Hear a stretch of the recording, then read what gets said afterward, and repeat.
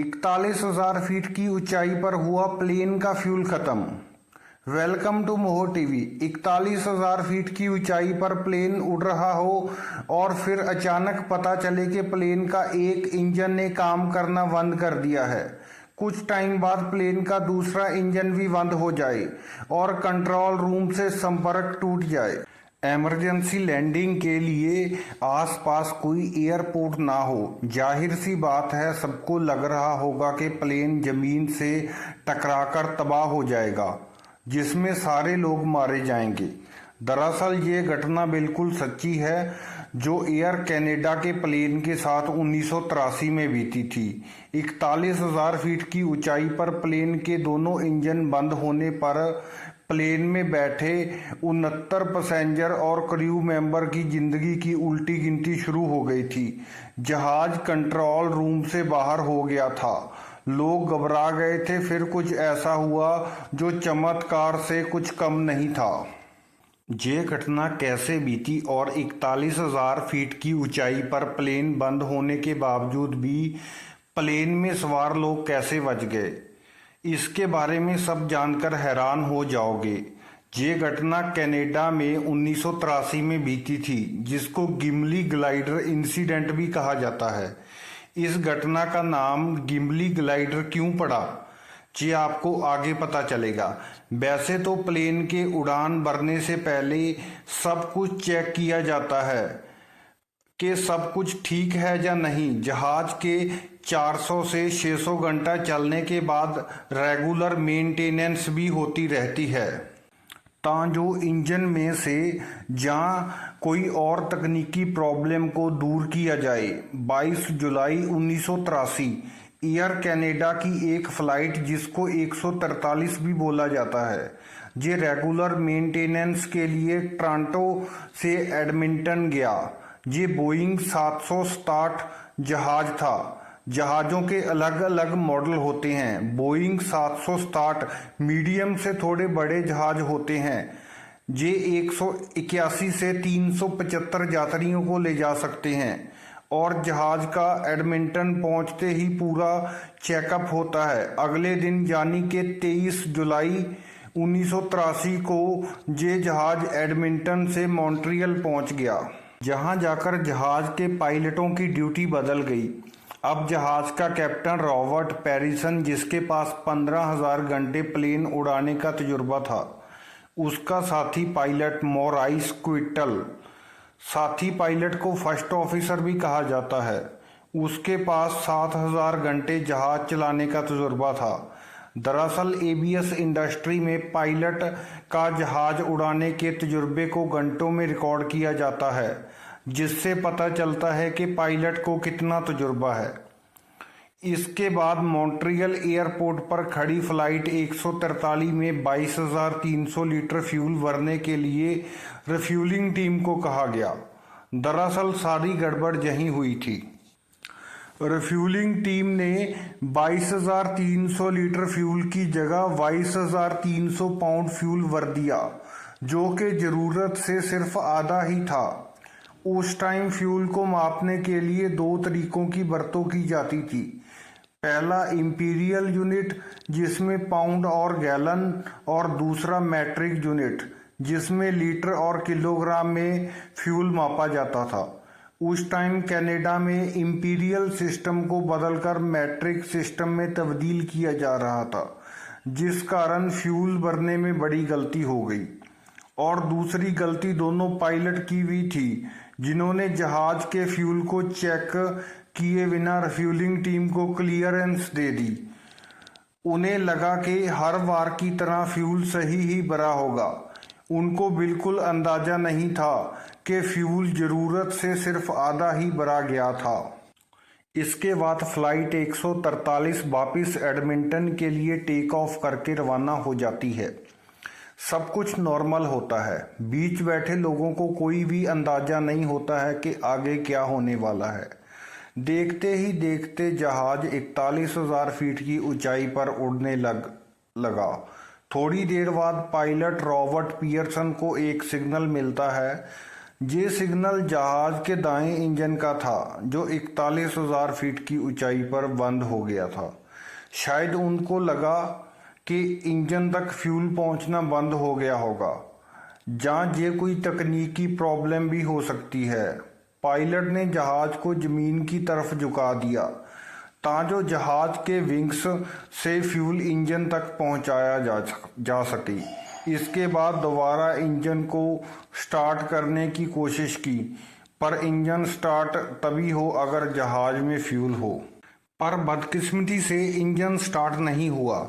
पर जब उन्होंने फ्यूल मीटर को चेक किया, उन्हें पता चला कि जहाज में फ्यूल कम भरा गया है। हालांकि जहाज को एक इंजन से भी काफ़ी दूर तक ले जाया जा सकता है ताकि इमरजेंसी लैंडिंग की जा सके। कैप्टन ने एयर ट्रैफिक कंट्रोल से संपर्क किया और घटना के बारे में जानकारी दी, और कंट्रोल रूम ने बताया कि आप रास्ते के बिल्कुल विचकार हो। उन्होंने बताया कि विनिपेग के इंटरनेशनल एयरपोर्ट पर इमरजेंसी लैंडिंग की जा सकती है, और पायलट ने विनिपेग एयरपोर्ट की तरफ जाना स्टार्ट कर दिया। कुछ समय बाद वैसा ही एक और सिग्नल मिला कि जहाज का दूसरा बाया इंजन भी बंद हो गया, और जहाज में जो बिजली आती है वो बिजली भी इंजन की टरबाइन घूमने से ही आती है।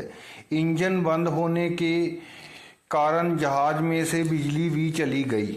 कुछ ऐसे पुर्जे थे जो बैटरी से चल रहे थे। अब जहाज आउट ऑफ कंट्रोल हो गया था। जहाज में मौजूद 61 यात्री और 8 क्रू मेंबर के साथ कोई भी बड़ा हादसा हो सकता था।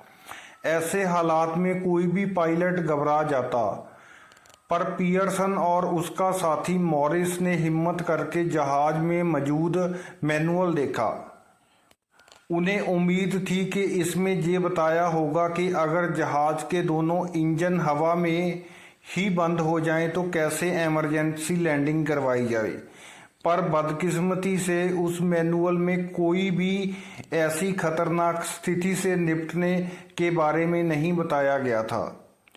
अब हर हालत में पायलट को सेफ लैंडिंग करना था ताकि सभी लोगों की जान बचाई जा सके। पर जहाज में बिजली जाने के कारण कंट्रोल रूम से भी संपर्क टूट गया। अब पायलट्स को ये भी नहीं पता था कि वो अब कितनी ऊंचाई पर हैं और कितनी तेजी से ज़मीन की तरफ आ रहे हैं।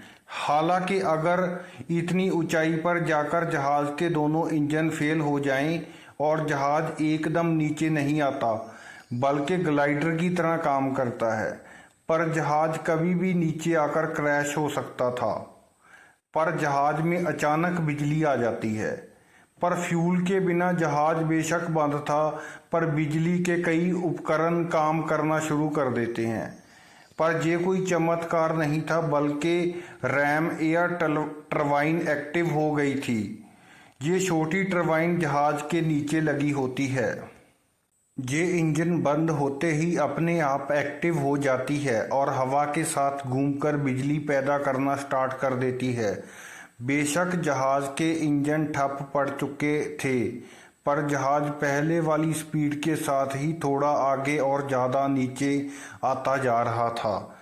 पर हाइड्रोलिक पावर एक्टिव हो चुकी थी। पायलट जहाज को दाएं बाएं जाने के लिए कंट्रोल करने लगा।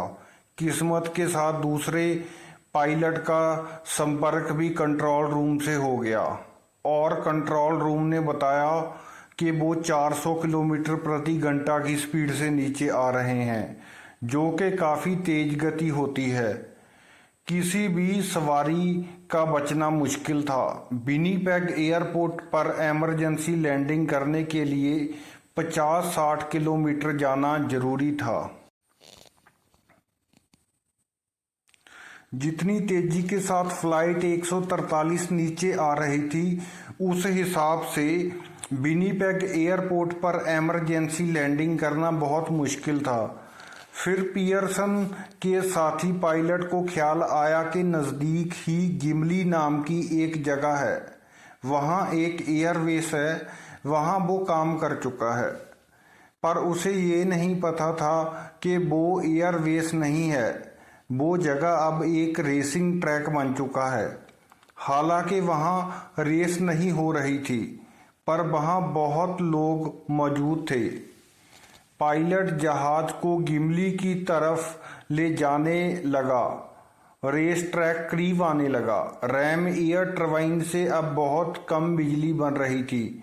उनकी किस्मत ने साथ दिया। मेन लैंडिंग गियर खुलकर लॉक हो गया, यानी कि जहाज के पिछले टायर खुलकर लॉक हो चुके थे, पर आगे वाला नोज टायर खुल तो गया था पर लॉक नहीं हुआ। स्पीड कम करने के लिए पायलट ने दिमाग लगाया और जहाज को घुमाने में सफल रहा और जहाज रेस ट्रैक की तरफ ही जा रहा था। पर जब पायलट ने ट्रैक को करीब आते देखा तो पायलट ने जहाज की अलाइनमेंट सीधी कर दी और मेन लैंडिंग गियर मतलब पीछे के टायर सही लग गए, क्योंकि वो लॉक हो चुके थे, पर जहाज का अगला टायर लॉक नहीं हुआ। लैंड करते ही टायर अंदर चला गया। आगे का हिस्सा जमीन से रगड़ने लगा। हालांकि इसने फायदा बहुत किया। रगड़ने से स्पीड कम हो गई। पायलट ने ब्रेक लगाने की पूरी कोशिश की और जहाज सफलतापूर्वक लैंड हो गया और अब जहाज खतरे से बाहर था। सबसे बड़ी बात, इस घटना में किसी का भी कोई जानी नुकसान नहीं हुआ। कैप्टन और उसके साथी को किसी भी तरह की सजा नहीं दी गई, क्योंकि उन्होंने इस घटना को अपनी हिम्मत और तजुर्बे से बड़ी तबाही को टाल दिया था। इसलिए उनको सम्मानित भी किया गया और फ्लाइट 143 जिसके साथ ये घटना घटी थी, उस जहाज को रिपेयर करवाने के बाद 25 साल तक सेवा में रखा गया और 2008 में रिटायर्ड कर दिया गया। कैप्टन पियर्सन वी सेवा मुक्ति तक एयर कनाडा में सेवा देते रहे। ये जहाज गिमली रेस ट्रैक पर ग्लाइडर की तरह लैंड हुआ था, इसलिए इस घटना को गिमली ग्लाइडर इंसिडेंट भी कहा जाता है। अगर आपको वीडियो अच्छी लगी हो तो लाइक करें। ऐसी वीडियोस के लिए चैनल को सब्सक्राइब करें। Thanks for watching. मिलते हैं अगली वीडियो में।